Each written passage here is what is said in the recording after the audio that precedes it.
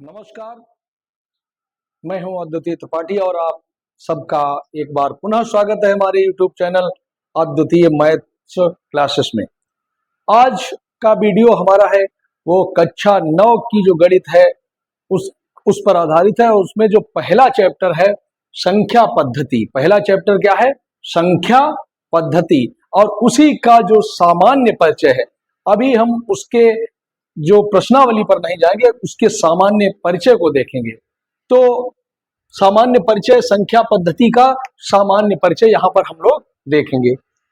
अब सबसे पहले, जैसा कि नाम लिखा है संख्या पद्धति, संख्या पद्धति का मतलब है नंबर। अंग्रेजी में इसको संख्या को नंबर कहते हैं, पद्धति को सिस्टम कहते हैं, नंबर सिस्टम। और जो उसी का सामान्य परिचय है, जनरल इंट्रोडक्शन हम यहां पे करेंगे। तो देखिए संख्या क्या होती है। अब संख्या क्या होती है उसको हम यहां पर देख लेते हैं। उससे पहले एक चीज हम देखते हैं कि सभी लोगों को ये पता होगा, ये सभी लोग जाने, प्राकृतिक संख्याएं क्या होती हैं। तो प्राकृतिक संख्याएं जो एक से शुरुआत होती है उनको हम कहते हैं प्राकृतिक संख्याएं, और इस प्रकार से चलती चली जाती है और आखिरी उनकी कभी होती नहीं, इसलिए यहाँ पे इनफाइनाइट का ये साइन लगा देते हैं। तो हम कह सकते हैं एक से प्रारंभ होकर और अनंत तक जाने वाली जो संख्याएं होती हैं वो प्राकृतिक संख्याएं कहलाती हैं। इन्हीं को नेचुरल नंबर्स कहते हैं।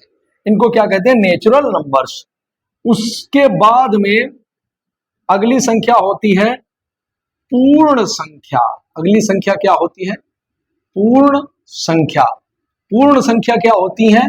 पूर्ण संख्याएं जो है शून्य से शुरुआत हो जाती है। शून्य, 1, 2, 3, 4, और ये भी कभी खत्म नहीं होती। एक छोटा सा इसमें अंतर हो जाता है, इसमें शून्य और शामिल कर लिया गया। प्राकृतिक संख्याओं का जो समूह है या जो समुच्चय है उसमें हम शून्य और शामिल कर ले तो वो पूर्ण संख्या बन जाती है। क्या बन जाती है? पूर्ण संख्या। उसके बाद में होता है पूर्णांक। पूर्णांक क्या? अंक उसमें भी पूरा है। अंक क्या है? पूरा है। 0, 1, 2, 3, 4, 5 इस प्रकार ये चलती चली जाएगी और ये इनफाइनाइट तक। और -1, -2, -3 इस प्रकार इधर भी ये चलती चली आएगी, dot dot dot minus infinite तक। समझ गए? मतलब क्या है कि यहां से इनकी शुरुआत होती है। इनकी शुरुआत होती है माइनस इनफाइनाइट से प्लस इनफाइनाइट तक, अर्थात माइनस वाली जितनी संख्या है वो भी पूरी हो और प्लस वाली जितनी संख्या है वो भी पूरी हो, साथ में शून्य भी शामिल कर लिया जाए। तो यहां से यहां तक अगर हम देखें तो ये क्या है? ये इनको हम कहते हैं धनात्मक पूर्णांक। इनको कौन सा पूर्णांक कहते हैं? धनात्मक पूर्णांक। ये होते हैं धनात्मक पूर्णांक। और ये कौन से पूर्णांक होते हैं? ये होते हैं ऋणात्मक पूर्णांक। अंक इनमें भी पूरा है, ऋणात्मक पूर्णांक, और इसको कह देते हैं शून्य पूर्णांक। अब यहां पर एक बात समझिए कि धनात्मक पूर्णांक ही प्राकृतिक संख्याएं होती हैं। जो धनात्मक पूर्णांक होते हैं उन्हीं को हम प्राकृतिक संख्याएं कहते हैं। और शून्य पूर्णांक भी जब धनात्मक पूर्णांक में शामिल हो जाता है तो वो बन जाती है पूर्ण संख्याएं। क्या बन जाती है? पूर्ण संख्याएं।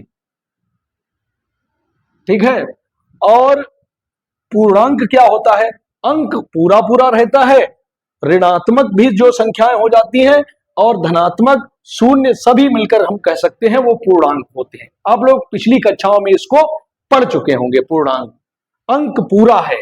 अंक क्या है? पूरा है। जैसे इसका माइनस की आवश्यकता क्या है? माइनस का मतलब है, ये समझिए कि रिवर्स में, जैसे कोई व्यक्ति है और उसके पास 500 रुपए हैं। अपने आप समझिए कि उसके पास कितने रुपए हैं? 500। तो अभी उसके पास ये 500 रुपए हैं प्लस के अपने पास हैं।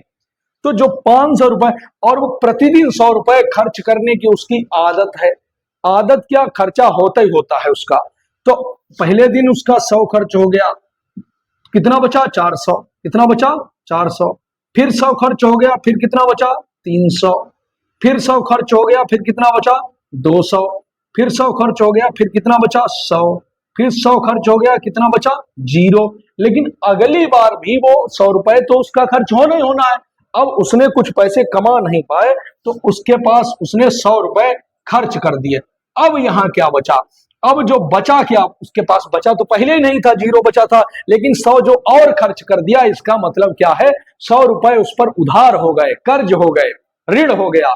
तो ऋण हो गया, उसी को हम लिखेंगे -100 रुपए। इसका मतलब यह है कि -100 रुपए होने का मतलब उसके पास कुछ पैसा है नहीं, लेकिन अगर वो 100 रुपए कहीं से ले आए, कमा लाए, तब वो उसका देके तब वो 0 पे आ पाएगा। अर्थात वो 0 से भी नीचे चला गया, शून्य से भी नीचे चला गया है, और हम कह सकते हैं कि वो माइनस में चला गया है। और माइनस में जाने का मतलब है वो ऋणात्मक की ओर चला गया, ऋण की ओर चला गया। इस प्रकार से माइनस भी जो पूर्णांक होते हैं, अंक हैं।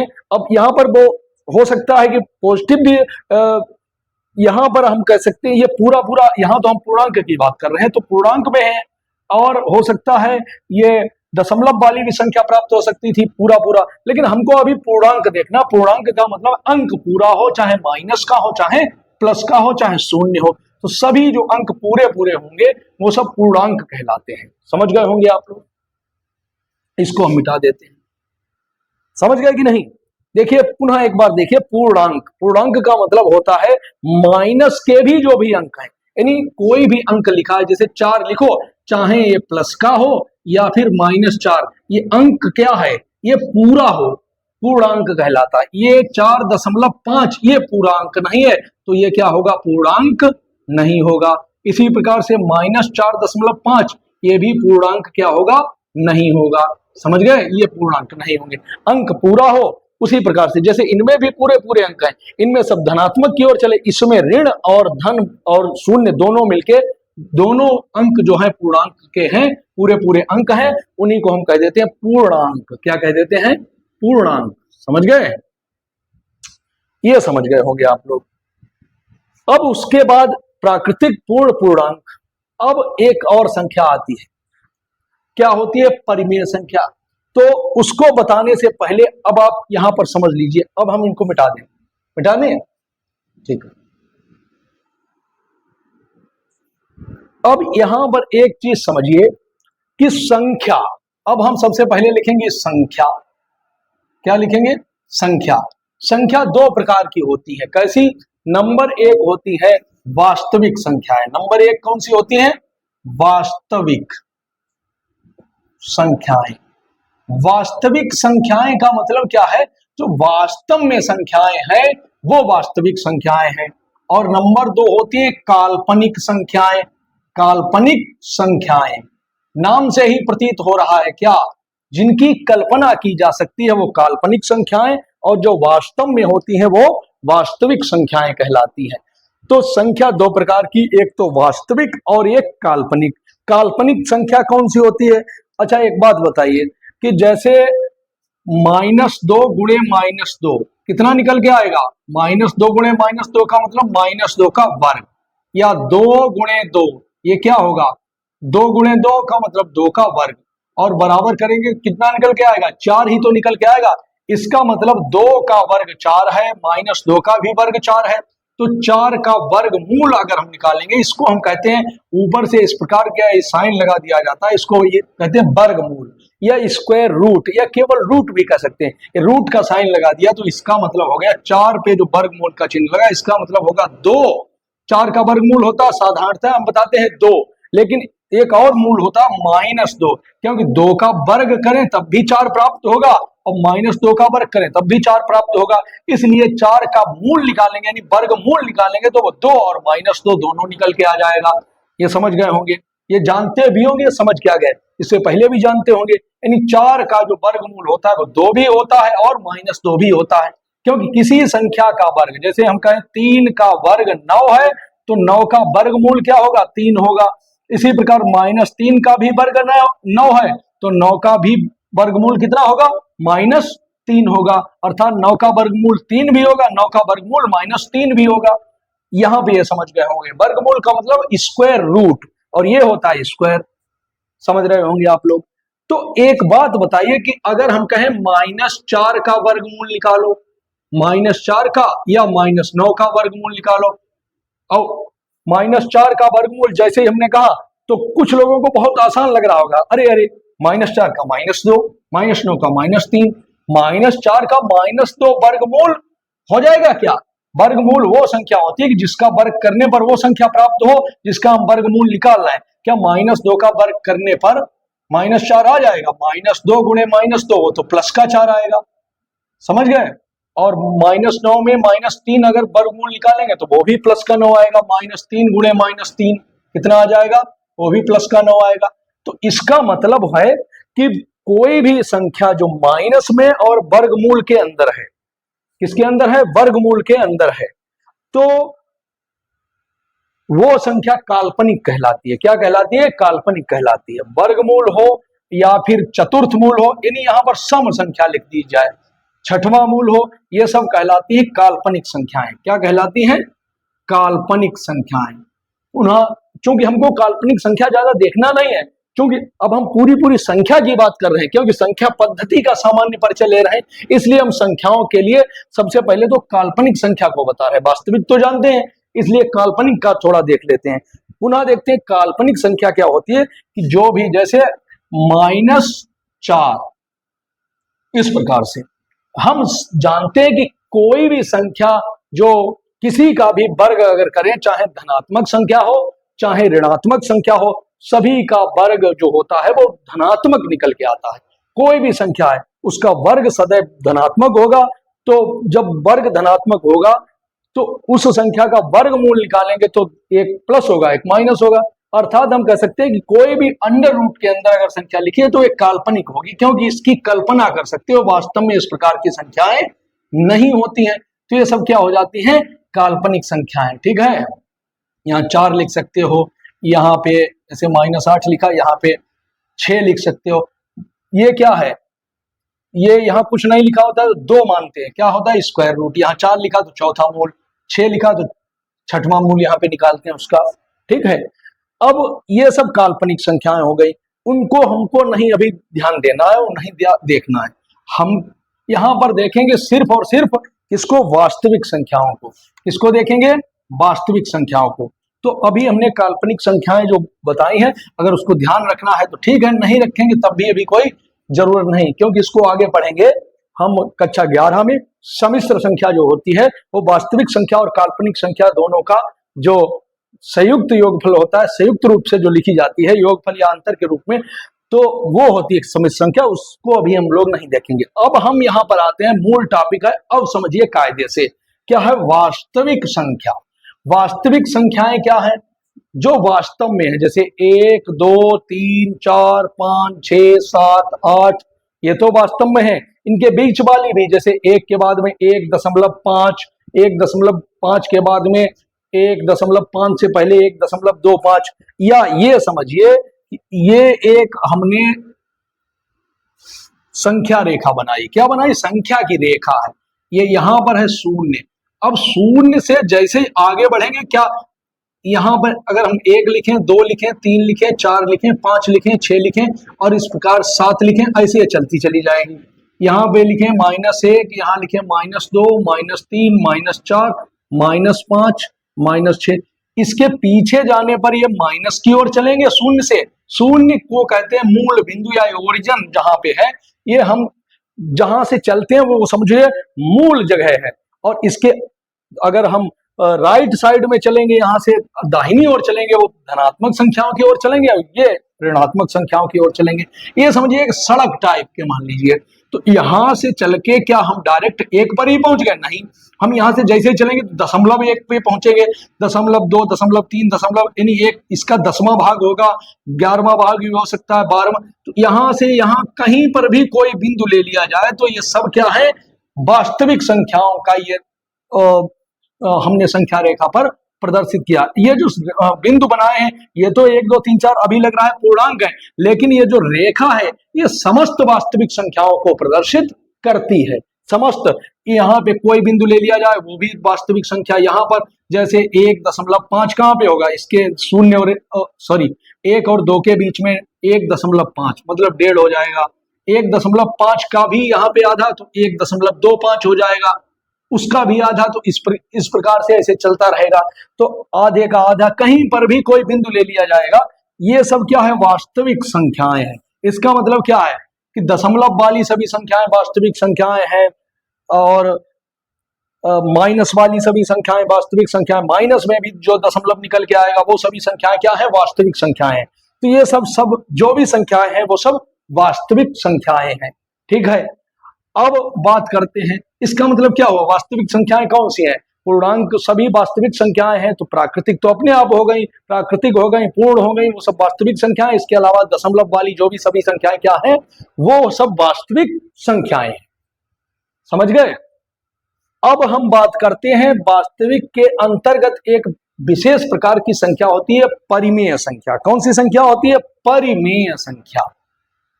देखिए परिमेय संख्या, आप लोग इससे पहले वाली कक्षाओं में भिन्न की जानकारी आप लोगों को हो चुकी होगी और भिन्न से परिचय हो चुका होगा। भिन्न क्या होता है कि जैसे ऊपर कोई संख्या लिखी और नीचे कोई संख्या लिखी, ऊपर जो संख्या लिखी होती है उसको अंश कहते हैं, और नीचे कोई संख्या लिखी होती है उसको क्या कहते हैं, हर कहते हैं। अर्थात अंश ऊपर होता है, नीचे हर होता है। 5/3 इसको पढ़ते हैं, या 5/3 पढ़ते हैं, 5/3, 5 डिवाइडेड बाई 3, इस प्रकार से पढ़ते हैं। इसके दो अर्थ, 5 को 3 से समझिए भाग दिया जा रहा है, या इसका मतलब होता है 5:3।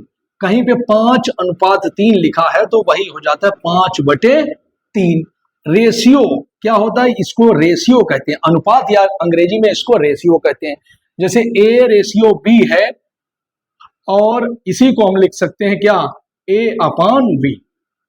समझ गए होंगे। तो ये भिन्न के रूप में लिख दिया गया, A/B। अच्छा, रेशियो का मतलब होता है कि कोई चीज मिक्सचर है, उसमें अगर हम कहें 5 भाग चीनी मिलाइए, 5 भाग, अर्थात 5 किलो चीनी है तो 3 किलो नमक है, तो वो उसका रेशियो क्या हो गया, 5:3, अर्थात 5/3। इस प्रकार से हम कह सकते हैं। लेकिन अगर वही संख्या कहीं पर निगेटिव हो जाए, क्या हो जाए, निगेटिव हो जाए। जैसे अब आपने ये तो देखा होगा -5/3 लिखा, तो -5/3 क्या है, -5 ऊपर तो लिखा है, नीचे क्या लिखा है, 3 जो लिखा है, -5/3 लिखा है, वो क्या होता है, उसको भिन्न नहीं कह सकते, उसको कुछ और कहेंगे। वो क्या कहेंगे अभी हम देखेंगे। तो ये तो भिन्न होता है। ऊपर भिन्न क्या होता है, भिन्न में अंश और हर दोनों धनात्मक होते हैं, इतना याद रखिए। भिन्न क्या होता है, अंश भी धनात्मक और हर भी धनात्मक होता है, अर्थात पूरी संख्या जो होती है वो धनात्मक होती है, उसको हम कहते हैं भिन्न। अब देखिए हमारी जो संख्या है वो है परिमेय संख्या। परिमेय संख्या क्या है, देखिए भिन्न इसलिए बताया क्योंकि भिन्न के रूप में लिखेंगे। अभी तक तुम लोगों ने देखा है, आप लोगों ने जो भी देखा है, क्या देखा है, पूर्णांक देखें। पूर्णांक क्या होते हैं, 0, 1, 2, 3, 4, 5, उधर यानी 1, 2, 3, 4, 5 जो भी संख्याएं हैं धनात्मक, और -1, -2, -3, -4 जो भी माइनस वाली और जो भी धनात्मक वाली संख्याएं, शून्य भी शामिल हो जाए, वो सब पूर्णांक है। परिमेय संख्या क्या है, परिमेय संख्या होती है भिन्न के रूप में। अगर हम लिखें तो देखिए हम बहुत सरल शब्दों में बताने का प्रयास कर रहे हैं कि कोई पूर्णांक लिखिए, पूर्णांक ऊपर भी लिख दीजिए और नीचे भी पूर्णांक लिख दीजिए, अर्थात वो भिन्न के रूप में लिख दिए। मतलब क्या है कि ऊपर भी लिखा है हमने पूर्णांक और नीचे भी लिखा है पूर्णांक। कहां ऊपर, अंश में ही पूर्णांक और हर भी पूर्णांक, दोनों पूर्णांक बटे पूर्णांक है, इसी को कह देते हैं परिमेय संख्या। ये क्या हो जाती है, परिमेय संख्या। लेकिन एक इसमें शर्त हो जाती है कि हर क्या होता है, हर शून्य ना हो। भाई शून्य भी तो पूर्णांक होता है, शून्य भी पूर्णांक होता है, लेकिन हर में शून्य पूर्णांक ना हो। अंश में शून्य पूर्णांक हो सकता है, हर में शून्य पूर्णांक ना हो। किसमें ना पूर्णांक हो, हर। जैसे 5 ऊपर लिख दीजिए, नीचे 3 लिख दीजिए, तो 5 क्या है, पूर्णांक है कि नहीं है, ठीक है। ये भी पूर्णांक है, ये भी क्या है, पूर्णांक है। तो पूर्णांक बटे पूर्णांक है, तो ये क्या हो गई, परिमेय संख्या, कोई दिक्कत नहीं। अंश भी पूर्णांक और हर भी पूर्णांक। लेकिन एक बात का विशेष ध्यान रखिए कि जैसे ही अगर हम कहें क्या ये परिमेय संख्या है, ऊपर तो पूर्णांक है, नीचे भी पूर्णांक है, लेकिन नीचे शून्य पूर्णांक हो गया, और शून्य पूर्णांक को हमको नीचे नहीं रखना है। हम शून्य पूर्णांक नीचे नहीं रख सकते क्योंकि कंडीशन क्या, हर नॉट इक्वल टू 0। ठीक है, तो ये अगर जैसे शून्य हुआ तो ये परिमेय संख्या नहीं होगी और ये इसका मान अपरिभाषित हो जाता है। किसी भी संख्या में शून्य से भाग देने पर मान क्या हो जाता है, अपरिभाषित हो जाता है। ठीक है, समझ गए होंगे। थोड़ा और समझें इसी को आगे कि अभी परिमेय संख्या को ही क्लियर करते हैं। परिमेय संख्या फिर से देखिए, परिमेय संख्या अर्थात ऊपर क्या है, पूर्णांक है। ऊपर क्या है, पूर्णांक है। नीचे क्या है, नीचे अब हम ऐसे लिख दें कि शून्येतर पूर्णांक। क्या लिख दें, शून्येतर पूर्णांक। तुम कहोगे ये क्या शब्द आ गया, शून्येतर मतलब शून्य के अलावा, शून्य के इतर पूर्णांक, अर्थात अंश में क्या है, अंश में कोई भी पूर्णांक, यहां पर कोई भी पूर्णांक रख दीजिए, 0, 1, 2, 3, 4 या माइनस वाला, और नीचे शून्येतर पूर्णांक, शून्य के अलावा कोई भी पूर्णांक, तो वो क्या हो जाएगी, परिमेय संख्या हो जाएगी। क्या हो जाएगी, परिमेय संख्या हो जाएगी। समझ रहे हैं? या इसी को थोड़ा हम फार्मूले के रूप में अब देखें कि वे संख्याएं जिनको P/Q के रूप में व्यक्त किया जा सके। किसके रूप में, P/Q के रूप में व्यक्त किया जा सके। व्यक्त किया जा सके, अब समझिए, व्यक्त करने का मतलब हो सकता है कि वो भिन्न में ना लिखी हो, लेकिन भिन्न के रूप में उनको लिखा जा सके, अर्थात अंश बटे हर के रूप में उनको लिखा जा सके। और जहां पर P और Q क्या है, यानी ऊपर और नीचे P, Q ये है क्या, ये दोनों क्या है, पूर्णांक है। क्या है, पूर्णांक। लेकिन Q नॉट इक्वल टू 0, अर्थात Q शून्य नहीं होगा, हर शून्य नहीं होगा। बस इतना ध्यान देना है, कोई भी P/Q के रूप में व्यक्त किया जा सके। अब व्यक्त का मतलब, इसी शब्द को हम थोड़ा यहां पर देखेंगे कि व्यक्त करने का मतलब हो सकता है वो लिखा हो दशमलव में, संख्या लिखी है दशमलव में 1.5, अभी ये P/Q के रूप में नहीं है, भिन्न के रूप में नहीं है। तो अगर हम इसको भिन्न बनाएंगे तो क्या लिखेंगे, भिन्न बनाना सभी लोग जानते होंगे, दशमलव वाली संख्या भिन्न बनाएंगे तो क्या हो जाएगा, 15/10। 1.5 है तो दशमलव के आगे एक अंक है, तो जितना अंक होता है उतना ही नीचे एक के आगे शून्य बढ़ जाता है। अब ये 15/10 जो संख्या हो गई, ये क्या है, परिमेय संख्या। अगर हम इसका सरलीकरण करें, सरलीकरण का होता है कि उसको सिंपलीफाई कर दें। कैसे करेंगे, इसको काट दें, इसके मासा से भाग दे दे, या 5 से, समझिए 5 या 15, 5 दूनी 10, तो ये निकल के आ गई 3/2। अब ये नहीं कटेगी, ये बिल्कुल सरलतम रूप में आ गई। तो 3/2 15/10 है तो बराबर, लेकिन ये सरलतम रूप हो गया।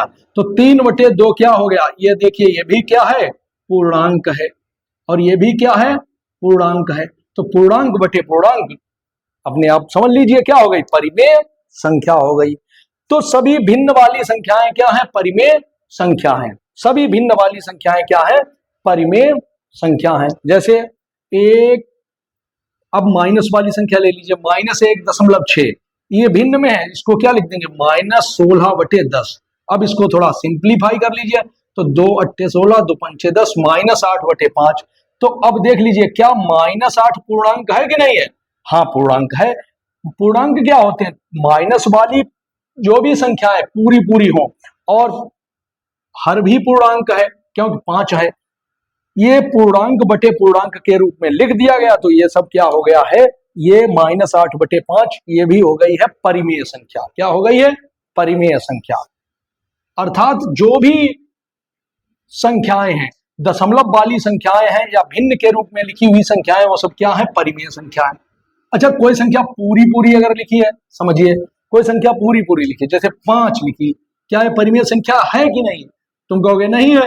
क्यों नहीं है, क्योंकि परिमेय संख्या इसलिए नहीं कहोगे कि P/Q के रूप में नहीं है, तो हमने P/Q के रूप में इसको लिख दिया।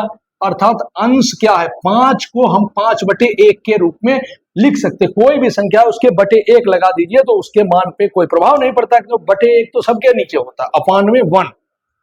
तो ये क्या हो गया, ये भी क्या है, 5 भी क्या है, पूर्णांक है, और 1 भी क्या है, पूर्णांक है। बस यहां पे ये ध्यान देना कि नीचे शून्य ना, ऊपर शून्य हो तब भी कोई दिक्कत नहीं है, ऊपर कोई भी पूर्णांक हो।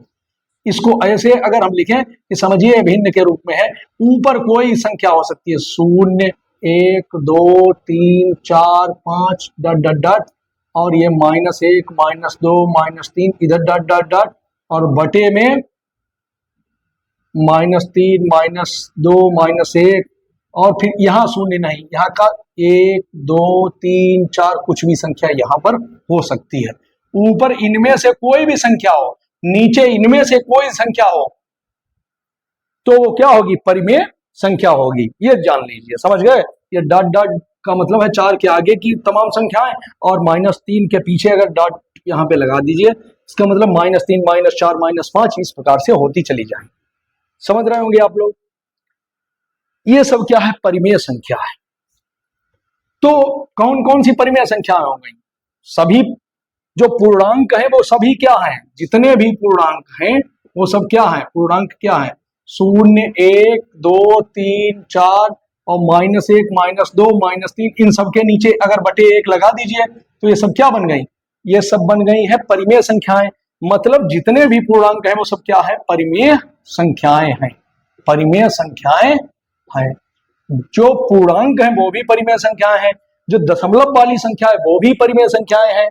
तो इसका मतलब क्या हुआ कि सभी तो परिमेय संख्याएं हो गई, सभी संख्याएं परिमेय संख्याएं हो गई। भाई अभी तक कोई भी संख्या ऐसी नहीं आई है जो हमारे उसमें दशमलव वाली होती है, ये सब होती है, वो सभी क्या हो गई? परिमेय संख्या। जब सब परिमेय हो गई तो एक नया शब्द आता है अपरिमेय संख्या। परिमेय संख्या भी एक रेशियो होता है, यहां पर समझ लीजिए। जैसा कि अभी भिन्न में बताया था कि वो रेशियो होता है 5 और 3 का रेशियो, तो रेशियो से ही एक नया शब्द इसको निकल के आता है। इसको कहते हैं अंग्रेजी में रेशनल नंबर। परिमेय संख्या को क्या कहते हैं? Rational number. ठीक है, रेशनल नंबर। और दूसरी उसी की जो परिमेय नहीं है वो क्या होती है? अपरिमेय संख्या। अपरिमेय संख्या अर्थात जो परिमेय, अब हम ये देखेंगे परिमेय है कौन सी नहीं। अभी तो जो भी संख्याएं हैं वो सब क्या है? परिमेय है कि नहीं? जो भी संख्याएं हैं वो सब क्या है? परिमेय है। लेकिन अब देखेंगे कि कौन सी परिमेय नहीं है। जो परिमेय नहीं है वही होंगी अपरिमेय, या इसी को कहेंगे इर्रेशनल नंबर। इसी को कहेंगे इर्रेशनल नंबर। मिटा देते हैं इसको। वास्तविक संख्याओं में ये एक परिमेय संख्या हो गई। अब हम देखेंगे अपरिमेय संख्या। अपरिमेय संख्या वो संख्या होगी जो परिमेय संख्या नहीं होगी। परिमेय संख्या क्या होगी? जिनको हम P/Q के रूप में व्यक्त कर सकें। P/Q के रूप में जो व्यक्त होने वाली जो संख्याएं हैं वो क्या होती हैं? परिमेय संख्याएं होती हैं। और अगर हम कहें P/Q के रूप में जिन्हें व्यक्त न किया जा सके, न किया जा सके, वो क्या हो जाएंगी? वो हो जाएंगी अपरिमेय संख्याएं। वो हो जाएंगी अपरिमेय संख्याएं। तो अपरिमेय का मतलब हो गया इरेशनल नंबर। वो रेशनल नंबर, ये इरेशनल नंबर। समझ रहे होंगे? अब कौन सी संख्याएं जिनको P/Q के रूप में नहीं व्यक्त कर सकते? P/Q का मतलब है कि पूर्णांक बटे पूर्णांक के रूप में नहीं व्यक्त कर सकते। तो कौन सी संख्या है? जैसे यहां पर अगर हम बात करें कि एक संख्या है √2, ये क्या है? ये पूर्णांक नहीं है। क्यों नहीं पूर्णांक है? क्योंकि इसका मान अगर हम निकालेंगे तो निकलता चला जाता है, कभी खत्म नहीं होता और रिपीट भी नहीं होता। इसका मान अगर कहें कि √2 का मान बहुत लोग 1.414 यहां तक अगर हम रख लेते हैं, इसके बराबर मान लेते हैं, तो अगर बराबर मानेंगे तो ये क्या हो गई? ये अपरिमेय है।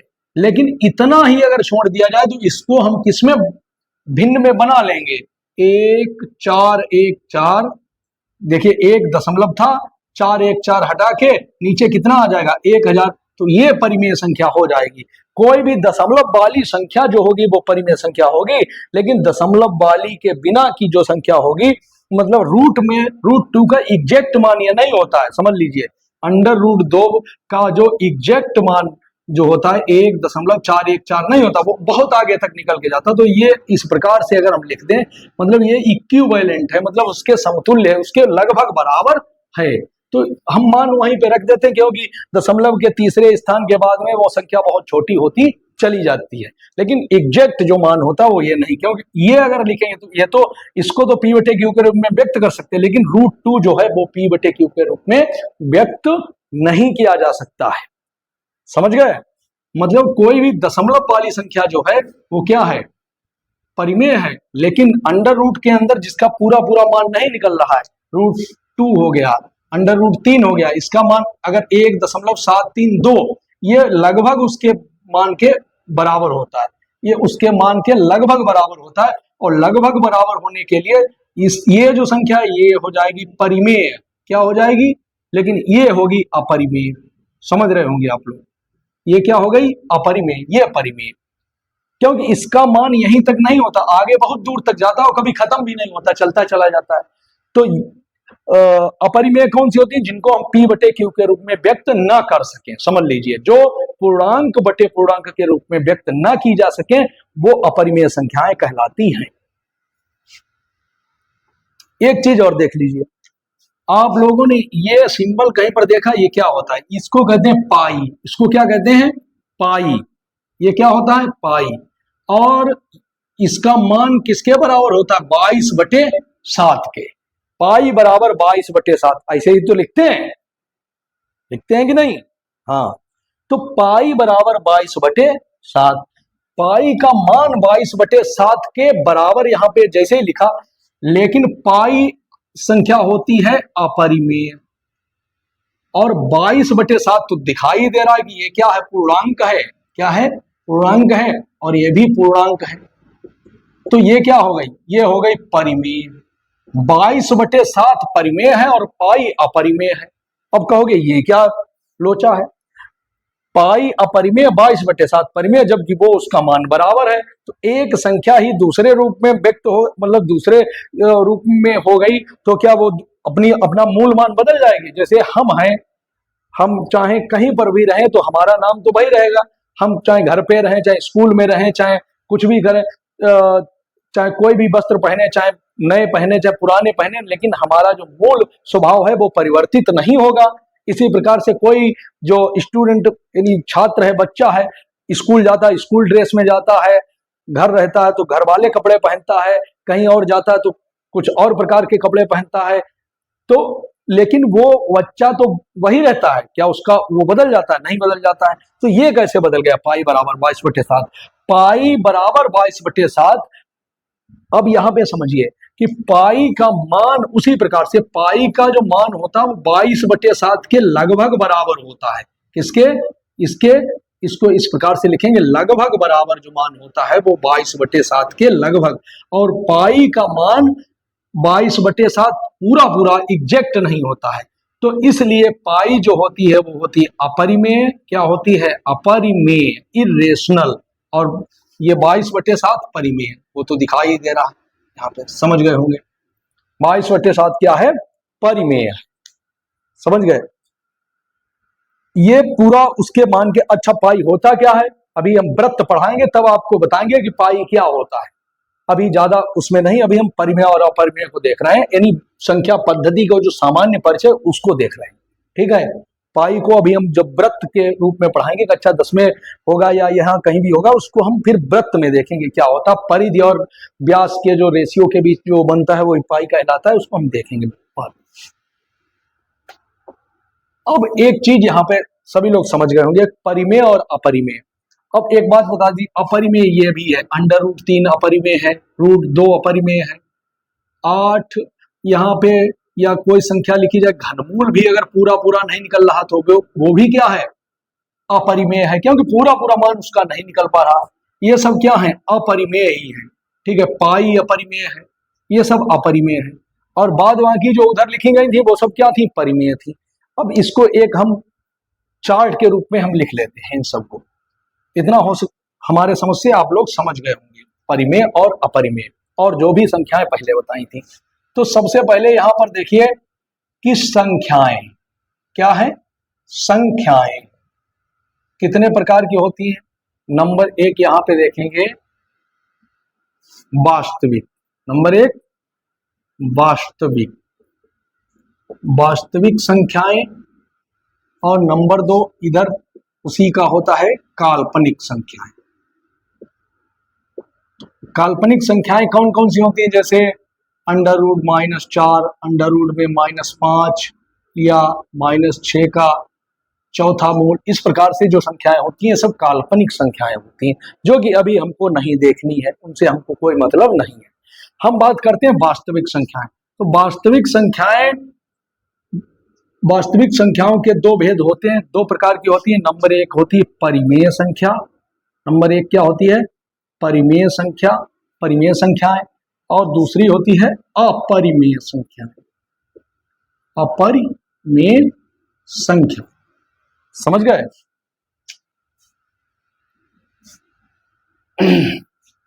परिमेय संख्याएं और अपरिमेय संख्याएं, ये समझ रहे होंगे आप लोग। अब परिमेय देखिए, अपरिमेय संख्याएं क्या होती है, जैसे पाई, यहाँ पे √2 लिख दीजिए, √3 लिख दीजिए, जिनका पूरा पूरा मान नहीं निकलता है, इसका क्यों घनमूल लिख दीजिए, पाई लिख दीजिए। ये जो भी संख्याएं हैं वो सब अपरिमेय संख्याएं हैं।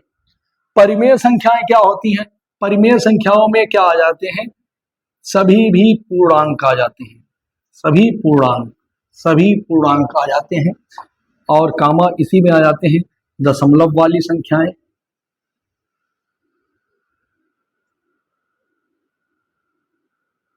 जो भी दशमलव वाली संख्याएं हैं, या हम कहें वो संख्याएं जो P/Q के रूप में व्यक्त की जा सके, जहां पर क्या है, जहां P और Q अर्थात अंश और हर दोनों क्या है? पूर्णांक है। क्या है? और Q जो है एक, उसमें और कंडीशन है कि Q शून्य नहीं है, हर जो है शून्य नहीं है। तो इस प्रकार से ये हो गया है संख्याएं। किस प्रकार से? वास्तविक संख्याएं, वास्तविक और काल्पनिक। वास्तविक के भी दो भेद, परिमेय संख्या और अपरिमेय संख्या। तो वास्तविक संख्या किस प्रकार कितने होते हैं? परिमेय संख्या और अपरिमेय संख्या। अब इसको हम लोग और आगे समझेंगे अगले वीडियो में। फिलहाल इसको इतना ही रखिए, क्योंकि वीडियो बहुत लंबा हो रहा होगा। और अगले वीडियो में हम देखेंगे कि परिमेय संख्याएं और अपरिमेय संख्याओं को थोड़ा और गहराई से समझेंगे। और उसके बाद में जो संख्या पद्धति है हमारा, जो कक्षा 9 में पहला चैप्टर, और उसके जो भी प्रश्न होंगे उनको देखेंगे। इस प्रकार से आगे बढ़ेंगे धीरे धीरे, लेकिन फिलहाल इसको समझने का प्रयास करें। हो सकता है इसमें कुछ चीजें आपको समझ में ना आई हो। अगर ना समझ में आई हो तो उनको हमें बता दें, कमेंट बॉक्स के माध्यम से आप बता सकते हैं, तो हम ये उसको सुधार करने का प्रयास करेंगे, उसको पुनः अगले वीडियो में उसको शामिल करने का प्रयास करेंगे। अब मिलते हैं अगले वीडियो में, तब तक के लिए नमस्कार, जय हिंद।